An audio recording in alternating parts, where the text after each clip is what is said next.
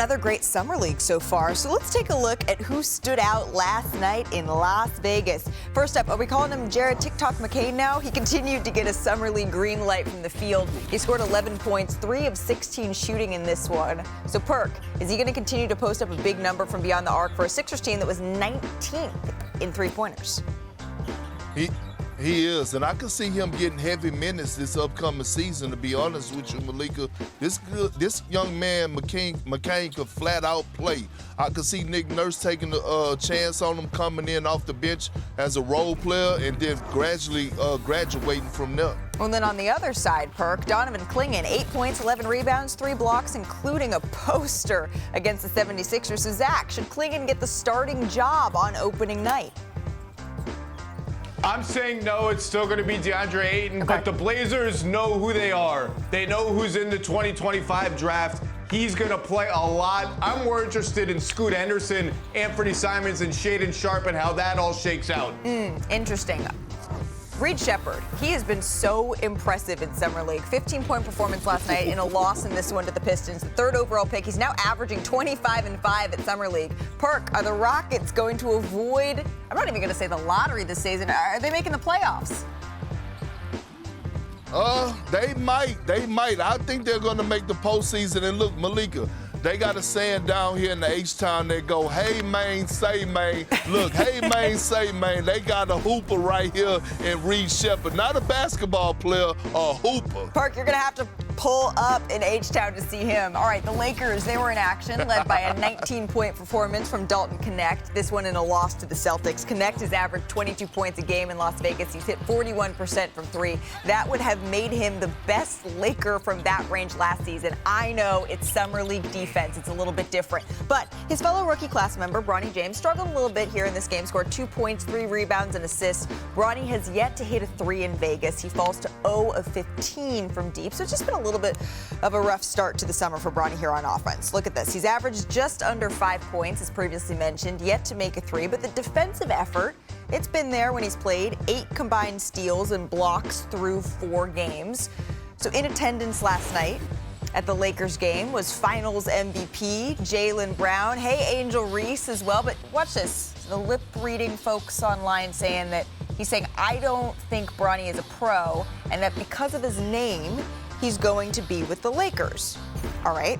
So later, Brown posted on social media, he said it's a flex to have your son alongside you in the NBA. It reflects greatness. It reflects longevity.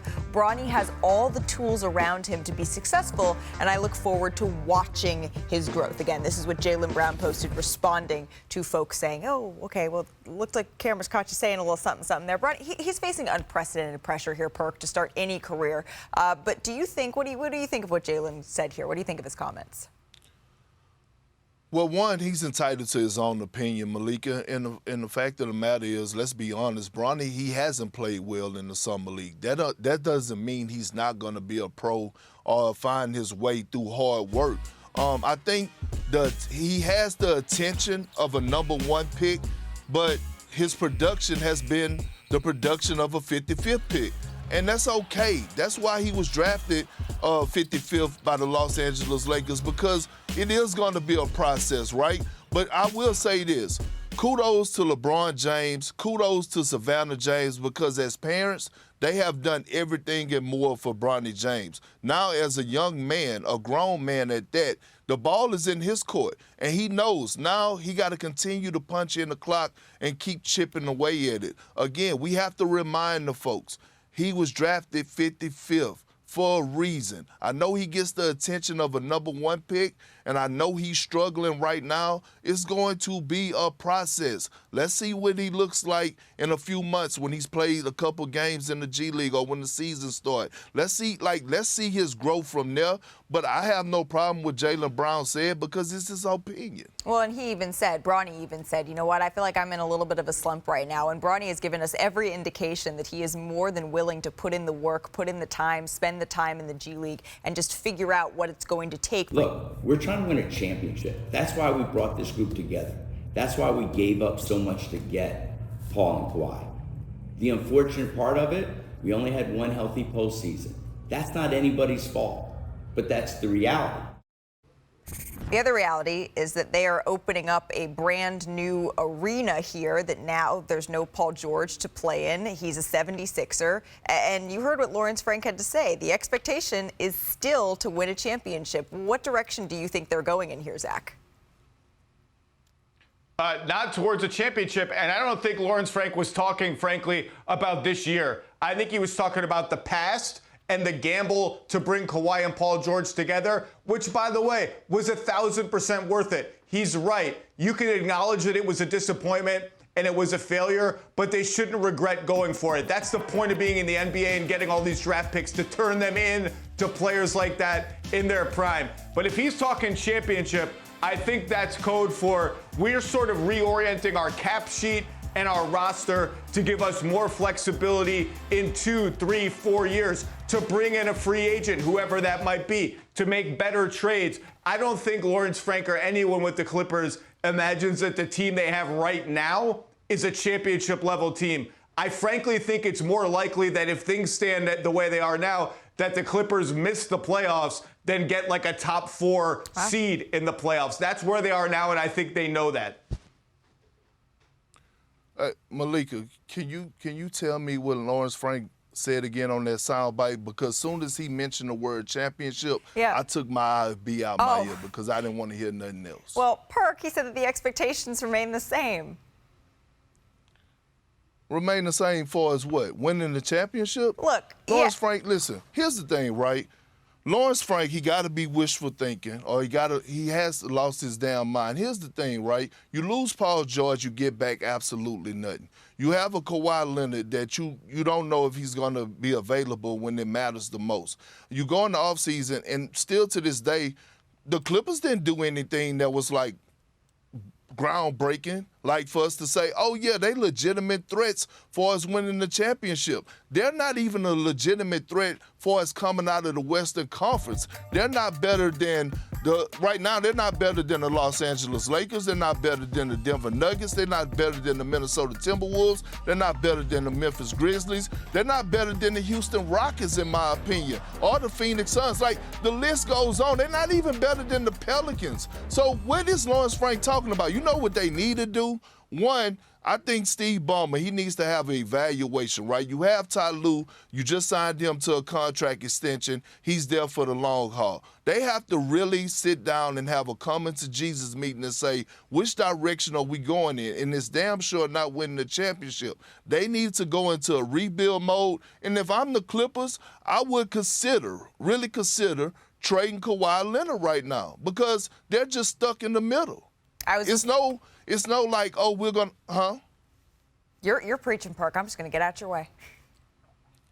No, but what I'm saying is this, Malika and Zach, where are they going at this moment? Kawhi Leonard has set them back 10 years. Ever since he arrived and put on the Clipper uniform, he set them back 10 years. You bring in Paul George, right? You have to give up SGA and 1 million draft picks, first-round draft picks. Sam Presti is doing his thing right now in the same conference. So now you're back to square one. You have Kawhi Leonard. You have a James Harden that you cannot trust when it matters the most, because history tells us he's going to fold like clean sheets. At this point, if I'm the Clippers, I feel like I should consider trading Kawhi and rebuilding. Well, I was with Steve Ballmer yesterday, and I asked him in his first public comments since this trade what sort of he was thinking when he evaluates the team now. And he said, I think I have proven that I'm always willing to pay if it's just about the tax. But when he was looking at getting docked those draft picks, particularly when you're talking about the picks that they gave up,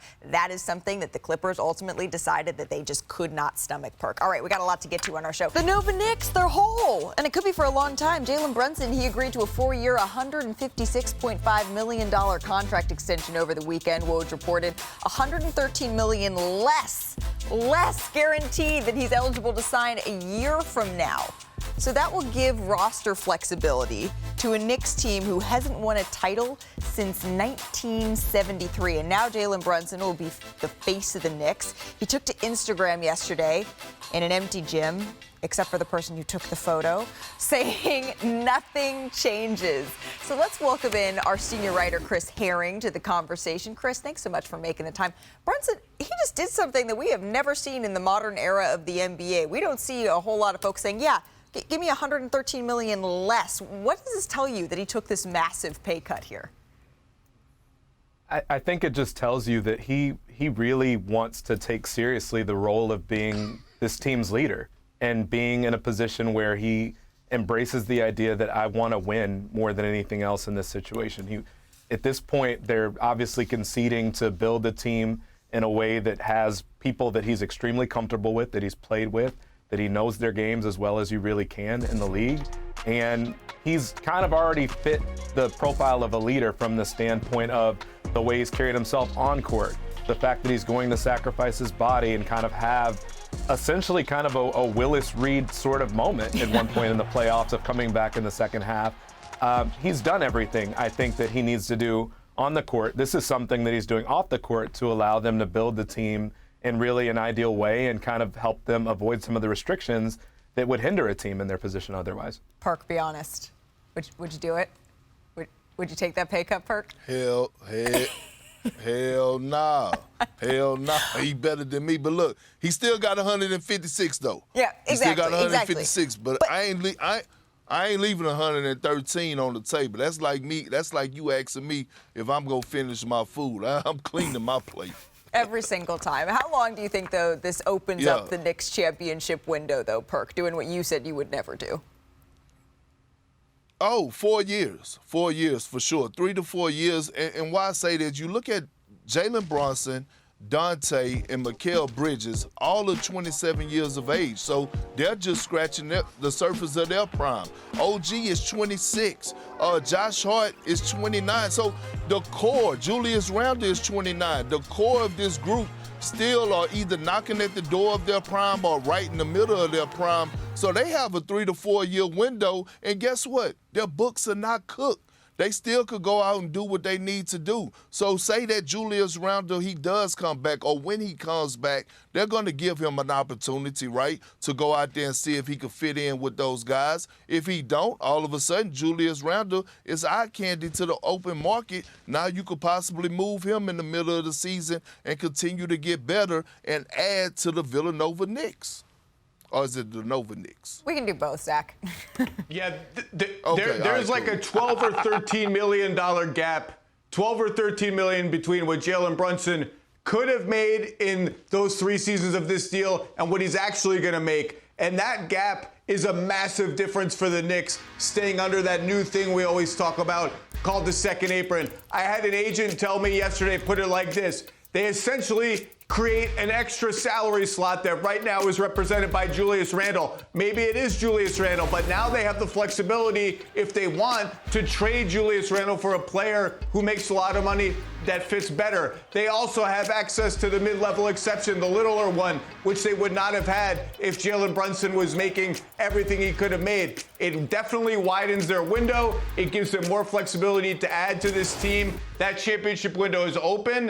And look, it's a huge sacrifice by Jalen Brunson. It's easy for us to sit here and say, well, he can sign his next max deal and recoup a lot of what he theoretically gave up. You just don't know what life is going to be like in 3, 4, 5 years down the line. It's a big sacrifice. Although he banks the money today, it's a big sacrifice to play with his college teammates in the biggest city in the country, in the biggest market in the country, and he's a star there.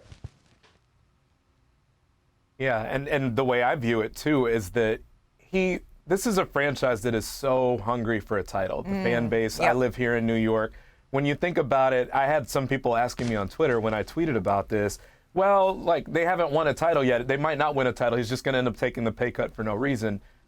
This is a city that I think really tends to glorify people, even if they come up short, when they're giving everything they can to get one. Patrick Ewing was an example of someone that often did that as well. Jalen Brunson gives up his body. He plays for a demanding coach in Tom Thibodeau. As I said before, he came out after being injured in the first half of a playoff game against the Pacers. This is about the biggest sort of thing you can do in today's NBA when we're seeing the contracts escalate to the level that they have. you can put the statue up for him now. I think in the eyes of most Knicks fans, this is a huge, huge step for them. Yeah, this is a guy who wants to win, who is putting literally his money where his mouth is and saying, you know what, I will do whatever it takes to put a contender in place that can go toe-to-toe with the Boston Celtics in the East. And then, from there, it's gravy, and we'll see what happens. There's no denying it, right, Chris? The Knicks, they had a very strong offseason.